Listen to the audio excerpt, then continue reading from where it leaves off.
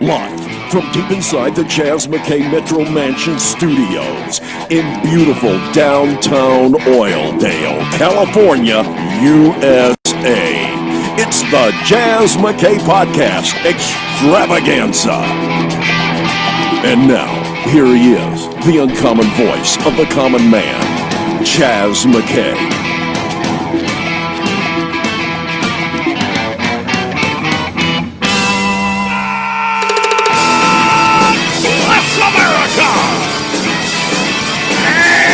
Welcome to the McKay Podcast Extravaganza. Coming to you live from deep inside the bowels of the McKay Metro Mansion Studio in beautiful downtown Oildale, California, USA. And this is a test. This is a test of the system, and I wanted to thank Danny Daniels for letting me do this on his Facebook page, because I have experienced a technical difficulty with Facebook. Apparently, they are offended. Somebody was offended. Oh, there's a shocker. Somebody was offended by something that I did, something that I shouldn't have done it. Oh, I'm so sorry. And I'm back in Facebook jail. But Danny, God bless him, he's a good, dear, lifelong friend, is letting me do this here inside my studios, and we appreciate that. Now, the reason that I wanted to yak at you this afternoon here, and we are live, even though nobody's watching this right now, we're testing out this system because I will be going live with a new podcast that's coming up in a couple of weeks. And so my buddy Rusty was over here. Rusty and I kind of diddled around with this computer system that we have here in this studio, and got it operating. I hope, anyway. We think we'll find out.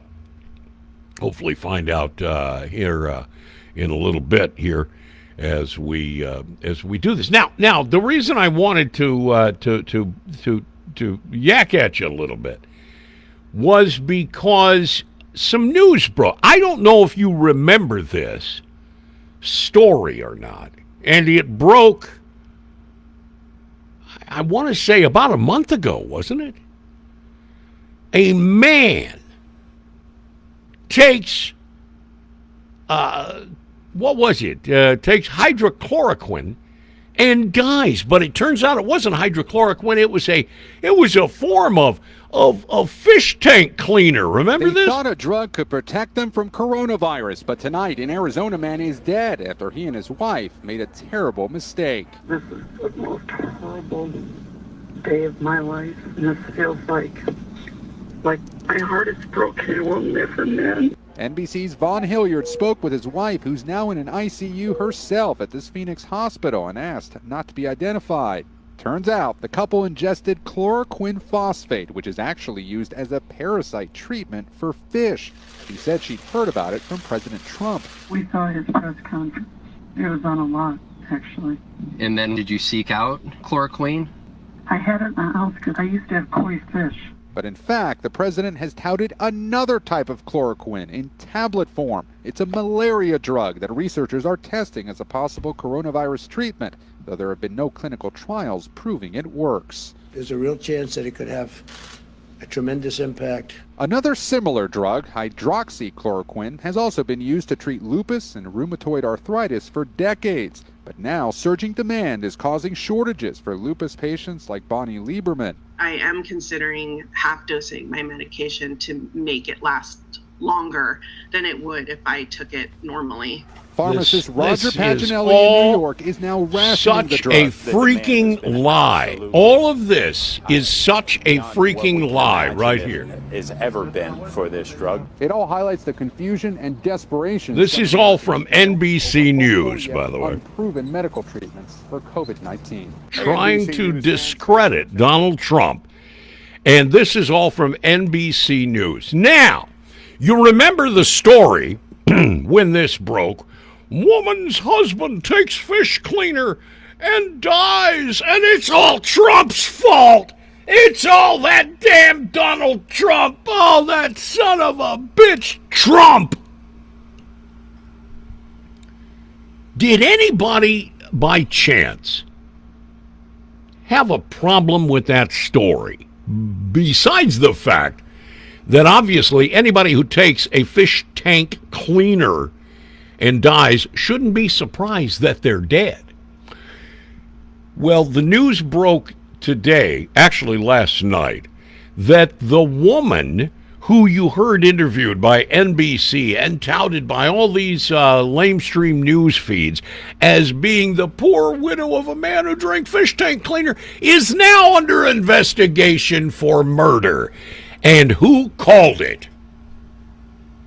From the get-go, from the start, the Popo in Arizona, folks, have opened up a homicide investigation into the death of this guy who drank fish tank cleaner, supposedly to fend off the coronavirus. The wife was on national television blaming Donald Trump.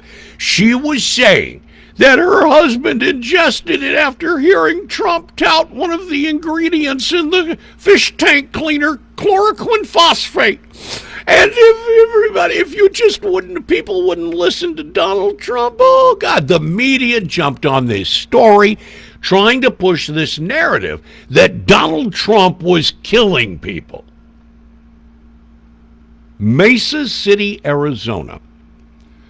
The police department's homicide division is officially investigating the death of Gary Linnaeus, the Arizona man whose wife gave him soda. We don't know what kind. Could have been a Fanta. Mixed with fish tank cleaner in what she claimed was a bid to fend off the coronavirus. Now, the article is in the Washington Free Beacon, which, of course, means that you're not going to hear about it on any of your regular newscasts.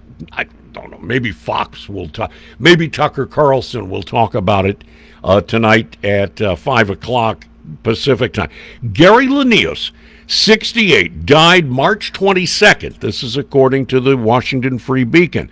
His wife, Wanda, told several news outlets last month that both she and her husband had ingested a substance used to clean aquariums after hearing President Trump tout one of the ingredients, chloroquine phosphate, from the White House press briefing room. Now, a detective in Mesa, Arizona, by the name of Teresa Gelder, is investigating. She's handling this case for the Mesa City Police Department, and she has confirmed that the investigation is ongoing, but she's declining to provide any additional details.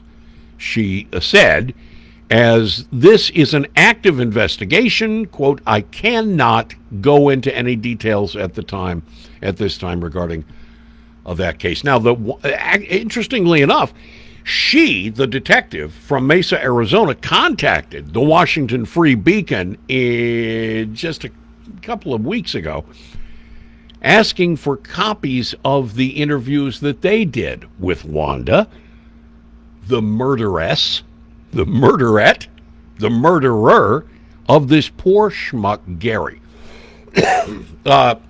Details. She has a record. She has a police record in Mesa City, Arizona. She tried to beat the crap out of poor Gary here a couple of years back. She attacked him with a birdhouse. He, being the nice guy that he is, a retired engineer, didn't want to press charges against her. The charges were ultimately dropped and all that. She also, according to friends say that poor Gary was constantly being berated by his wife, Wanda. She would always call him a doofus, a dumbass. She would talk about how she wishes she could get rid of him. I mean, the evidence here is overwhelming. Trump didn't kill this guy. You notice how the story went away? In lieu of all of the disinfectant injection stories that we've had, don't you think it was odd that there was no mention in the course of the past week since can we inject Clorox or Lysol? Ever since that story broke, the lamestream media hasn't said diddly squat about the guy in Mesa City, Arizona. One of Trump's first victims, according to the lamestream press. A friend of Gary's, and Wanda's apparently, also this person tells the Washington Free Beacon, quote, "What bothers me about this story is that Gary was a very intelligent man, a retired mechanical engineer who designed systems for John Deere in Waterloo, Iowa, and said, I really don't see a scenario where Gary would say, yeah, why don't you give me some of that fish tank cleaner and let's see if it wards off the coronavirus." All a scam. All a scam. By the way, one of the NBC reporterettes, Heidi Prezabaza, I can't pronounce her last name. I'm sorry. Too many consonants, not enough vowels. This Heidi woman from NBC, who was one of the original reporters on this, has yet to tweet out anything in regards to these latest developments. Yeah, Trump didn't kill the guy, which we all, of course, knew. But folks, you can go to the Dan, you did put it up, right? You did put up a link to, okay. Danny put up on his Facebook page a link to these stories and from the Washington Free Beacon, and you can find that information over there at Danny's page. So do check that out, and I appreciate anybody who happens to catch this little broadcast here. God bless America. I'm Jazz McKay, and I will see ya.